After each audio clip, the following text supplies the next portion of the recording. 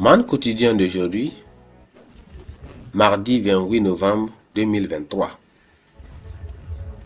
Thème: tu dois être différent. Tu dois être différent. Test. Lévitique chapitre 19. Versets 26 à 37.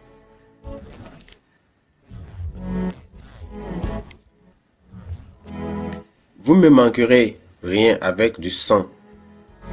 Vous ne mangerez rien avec du sang.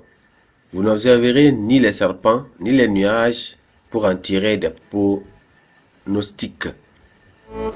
Vous ne couperez point en rond les coins de votre chevelure, et tu ne raseras point les coins de ta barbe.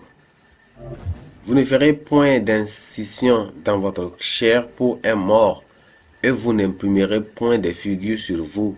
Je suis l'Éternel.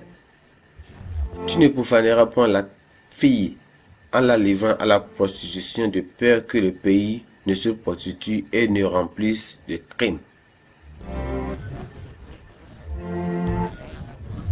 Vous observerez mes sabbats et vous reverrez mon sanctuaire. Je suis l'Éternel. Ne vous trompez point vers ne vous tournez point vers ceux qui évoquent les esprits, ni vers les divins. Ne les recherchez point, de peur que vous suiez avec vous. Je suis l'Éternel votre Dieu. Tu te lèveras devant les cheveux blancs. Tu te lèveras devant les cheveux blancs et tu honoreras la personne du vieillard. Tu craindras ton Dieu. Je suis l'Éternel. Si un étranger vient séjourner avec vous dans votre pays, vous ne le prenez point. Vous traiterez l'étranger en séjour parmi vous comme un indigène du milieu de vous. Vous l'aimerez comme vous-même, car vous avez été étranger dans le pays d'Égypte. Je suis l'Éternel, votre Dieu. Vous ne commettrez point d'iniquité, ni dans les jugements, ni dans les mesures de dimension, ni dans les poids, ni dans les mesures de capacité. Vous aurez des balances justes, des poids justes, des éphases justes et des reins justes. Je suis l'Éternel, votre Dieu, qui vous a fait sortir du pays d'Égypte. Vous observerez toutes mes lois et toutes mes ordonnances et vous les mettez en pratique. Je suis l'Éternel. Verset 22, c'est le verset clé. Le sacrificateur fera pour lui l'expiation devant l'Éternel le péché qu'il a commis avec eux. Le verset clé, c'est le verset, c'est Ésaïe 22, le verset 22. Ésaïe 22, verset 22, il dit: vous ne ferez point d'incision dans votre chair pour un mort, et vous ne plumerez point. Les coutumes, traditions, les traditions et les pratiques sont les signes distincts, évidents des peuples de différentes cultures. Ces pratiques, qui comprennent la nourriture, les événements, les vêtements, les cérémonies et les différents rites, diffèrent d'un groupe à l'autre. Des efforts sont faits pour conserver ces traits culturels afin de maintenir le caractère distinct de chaque groupe. Dans notre passage d'aujourd'hui, Dieu voulait que son peuple, les enfants d'Israël, sachent qu'il était différent des autres nations qui l'entouraient. Et par conséquent, il ne devait pas copier les coutumes et les pratiques de ces nations autour. Les nations qui les entouraient avaient des traditions, ils avaient des cultures, ils avaient des pratiques différentes, dont beaucoup étaient liés à leur culture idolâtre. Par exemple, le cannibalisme, la magie, la nécromancie, l'observation des étoiles, etc.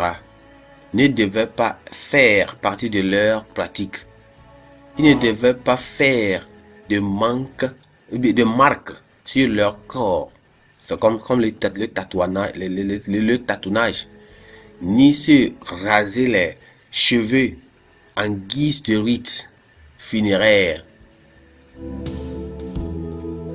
Il ne devait pas non plus avoir de tatouage ou de tatouages sur le corps.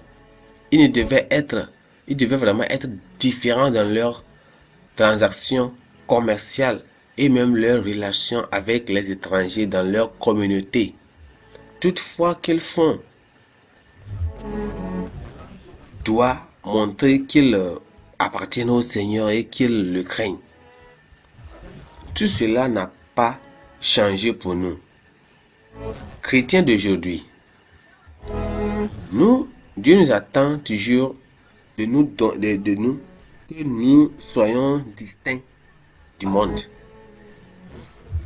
Il doit y avoir des différences très claires entre ceux qui sont nés de nouveau et ceux qui ne sont pas nés de nouveau. Les chrétiens ne doivent pas suivre les pratiques impies et même idolâtres des gens qui les entourent. Ils ne doivent pas rester liés aux cultures et aux traditions impies de leur tribu, de leur ethnie. Les vrais chrétiens vivent et marchent dans la crainte du Seigneur. Par leur style de vie et par leurs pratiques, ils envoient un message clair qu'ils appartiennent au Seigneur et non au monde.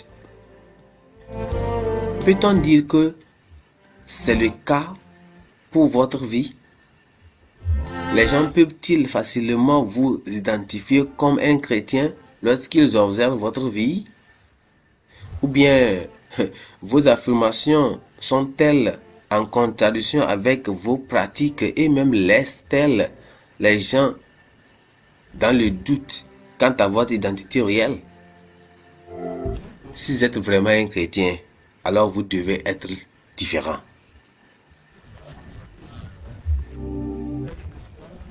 Pensez du jour. Vous les reconnaîtrez à leurs fruits. Vous les reconnaîtrez à leurs fruits. La Bible a un nom. Cantique chapitre 5 à 8. Cantique chapitre 5 à 8.